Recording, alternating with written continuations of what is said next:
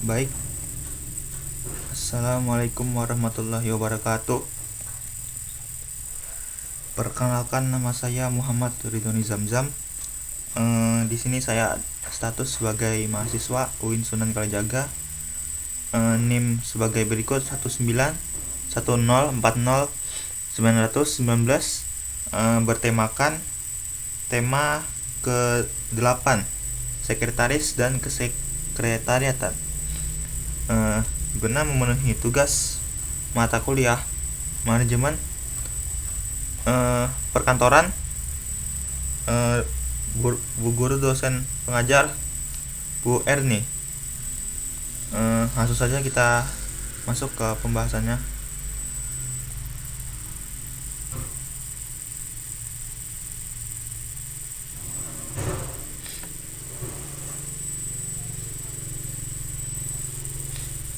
Arti sekretaris dan kesekretariatan. Sekretaris dan sekretariatan dibagi menjadi dua. Yang pertama, sekretaris adalah seorang yang membantu seorang pemimpin atau badan pimpinan atau perusahaan, terutama untuk penyelenggaraan kegiatan administratif yang akan menunjang kegiatan manajerial seorang pemimpin atau kegiatan operasional perusahaan. Yang kedua, kesekretariatan adalah satuan organisasi yang melakukan rangkaian kegiatan penataan terhadap pekerjaan perkantoran dan bantuan lainnya yang dilaksanakan sebagai kegiatan penunjang supaya tujuan organisasi dicapai dengan lancar.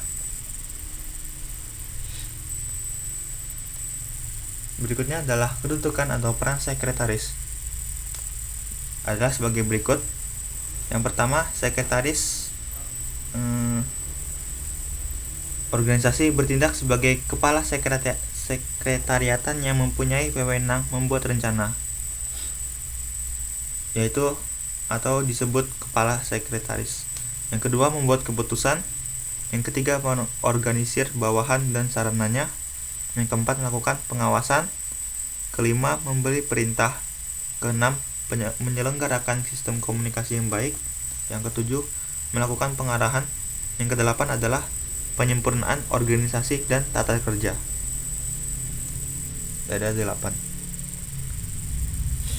Selanjutnya adalah ruang lingkup dalam sekretaris ini menyelenggarakan pembinaan ketatausahaan, khususnya yang berhubungan dengan pekerjaan surat menyurat, yang meliputi pembuatan surat, penerimaan, pengolahan, pendistribusian, dan penyimpanan. Menyelenggarakan pengaturan penerimaan tamu atau kunjungan, menyelenggarakan rapat-rapat, menyelenggarakan tata hubungan baik secara intern maupun ekstern. Selanjutnya adalah tugas administratif sekretaris dan kesekretariatan. Tugas seorang sekretaris adalah membantu pimpinan dalam melaksanakan pekerjaan-pekerjaan teknis. Bantuan sebagai berikut: menerima tamu, menerima telepon, mengambil dikte dan melatinkan, serta menyimpan surat. Kemudian 3, mengamankan rahasia perusahaan organisasi, mengelola dan memelihara dokumentasi perusahaan atau organisasi yang berguna bagi kelancaran fungsi manajemen. Ketiga, memperlancar lalu lintas dan distribusi informasi ke segala pihak, baik intern maupun ekstern. Selanjutnya adalah tugas-tugas sekretaris.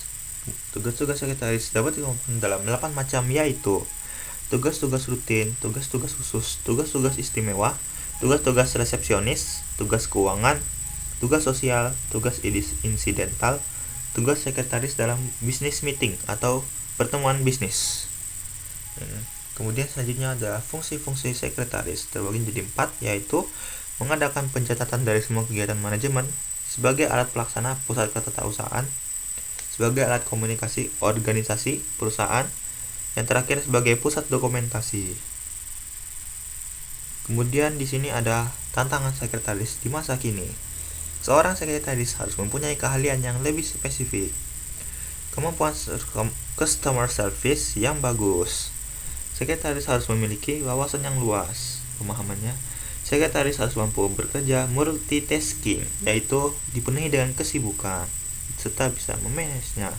Sekretaris harus menguasai manajemen informasi dalam perusahaan. Kemudian begitulah. Sekian dan terima kasih dari presentasi.